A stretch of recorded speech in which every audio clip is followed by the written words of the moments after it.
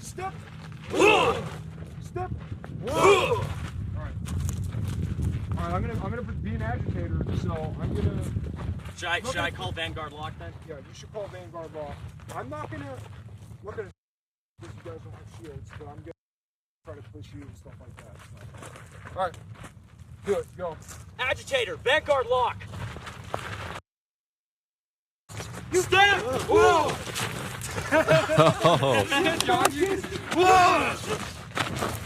Step. Whoa. Fascist. Whoa. Step. Whoa. Fascist. Whoa. Step. Whoa. There you go. Okay, that was a video for Patriot Front. Unicorn Riot was able to get access to a whole bunch of files from this group, which is laughable, and at the same time, it's a neo-Nazi fascist militia that they're forming. So it is ridiculous, and let's laugh at the fact that they've apparently created their training scheme from watching 300. I think they were trying to do the Spartan shield wall poorly. My favorite detail, though, is that when they role play this out, the guy yelling at them calls them fascists. Like, even in their fantasies, they are having someone shout that they're fascists, and I like that. And then the fantasy of knocking the guy over with that tiny little pity tap that they do. Now look, this is ridiculous. It's also serious, and we are gonna turn into the serious part, but Brett, I feel like you are obligated to mock these people. What, did they just dig up their ultimate Frisbee field? Is that what happened? Like, this group of dudes just needs a different cause. Like, make your own beer, like something like that. That is all it is. I have a friend who wrote a book about like what radicalizes people, and a lot of the time, it's just that they don't have anything to do.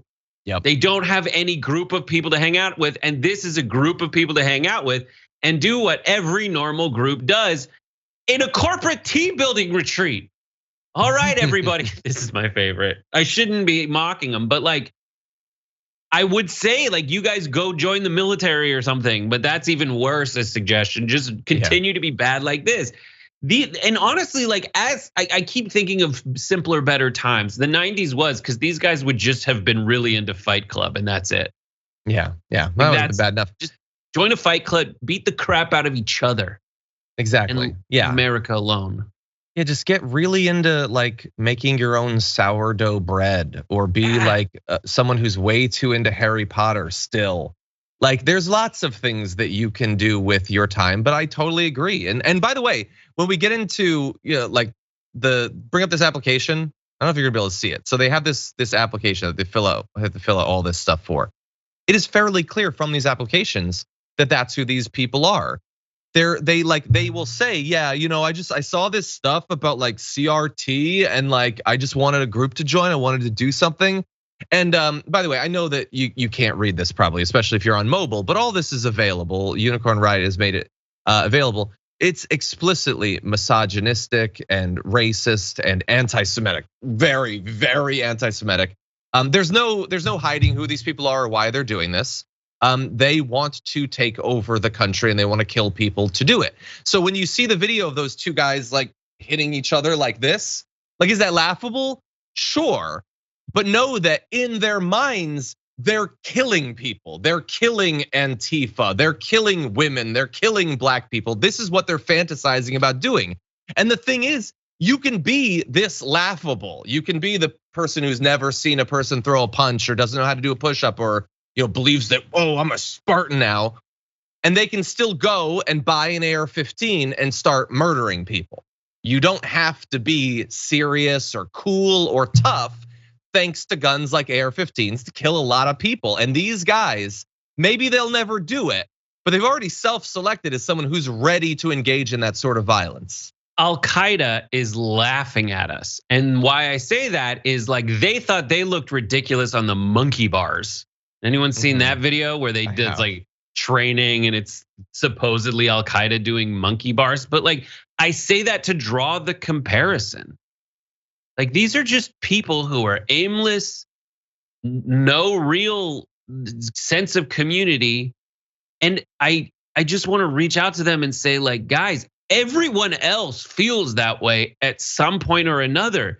They just find a constructive way to contribute to society. And what's frustrating to me is this is the family values like group. It's that wing of family values. Like, just because you can't, if you want to go create a family, you have to find a way to find a partner and build a family. And America is designed, that's what's so frustrating, exactly for like white dudes like this to succeed.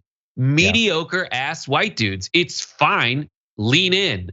Go succeed. All the stuff that they project onto other groups, like you have every advantage laid at your feet. And you still think that the solution, because you can't get anyone to go with you, you're thinking the problems with everyone else. No, the problem's with you. And I wish Jordan Peterson still offered these guys a really great avenue towards self-empowerment that hasn't grifted its way into blaming women and the rest of society for your own damn failure. And by the way, you're right. The people who they blame are exactly who you'd think. We're gonna go to graphic 3 because I just got to point out a few things that are not surprising at all. Says that multiculturalism and diversity is driving white people to extinction. That's the biggest threat to the org. I wonder where he hears that every single night on Fox News. I wonder where he hears that. Says, by the way, trannies are a crime against nature. That's what he literally said. It's disgusting language, but that's what we're pointing out. No, these are people who've been made to obsess over communities like that. Porn is very damaging and should not be legal. What does he mean? Like for everyone else, or is this some weird shame thing? I think that we all know that. Despises MLK. Many of our problems are the result of civil rights. And by the way, when talking about violence, says violence in self-defense. Personally, this is about one person. Personally thinks violence as a political end is a pipe dream right now. Hold on. So, like, I think, unfortunately, with our political system, 100% decarbonized country in 10 years is a pipe dream. You know what pipe dream means? It means, I don't think it's gonna be possible, but wouldn't it be great? They're saying that about political violence as a political tool. I don't know if we could mass murder people. I like it. I like where you're going with this, but I'm not sure, Brett. There's nothing hidden here. And by the way, all that terrible stuff, which should get you kicked out of literally any organization, what can get you kicked out? Well, if we go ahead to graphic 4, one member is talking to another about one of these recruits saying, "You said he watched interracial porn."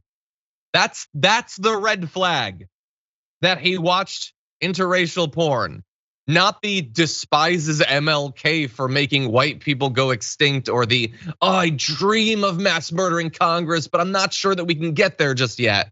It's he loaded up a video on Pornhub and it was very suspicious. This is so sad, dude. There's one in the previous graphic that you don't have to go to, but it says uses Gab, but doesn't keep up much. Primarily get news from Gab or Tim Pool. Pool is a moderate. Wait, yeah, Tim Pool. I thought he was a liberal. I thought he was a. Why would a fascist be going to him for news? It's weird. That's really it's weird. So stupid. It's so stupid. I hate it so much. But at the end of the day, like, how am I losing to these guys? Like, how has this crazy extremist group gotten the repeal of Roe versus Wade? Because it's all the same umbrella. Yeah. Well, it's obviously, I mean, there's different aspects of it. This group is a bit more marginalized than that, but like why does Tim Pool have an audience? Why does Matt Walsh have how many people watching this right now had ads for them played before our stream? Yeah. It's because they have endless money. It's just they can advertise constantly. And knowingly, there is no excuse now after seeing January 6th and the hearings and everything tied together so clearly, using the words of the people like Donald Trump who are in the White House and in power, and just seeing the truth. At the end of the day, like, knowingly these giant corporate Republican insiders and elites are buying the support and radicalizing groups like this.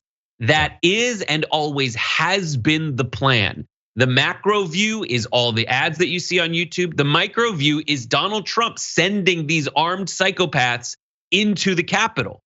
That is always what's happening. And as much as they call Jews the puppet masters are the people who are paying to see the ads you saw before this very video, where it's freaking psychos like Matt Walsh trying to pretend they don't know definitions of words everybody defines clearly.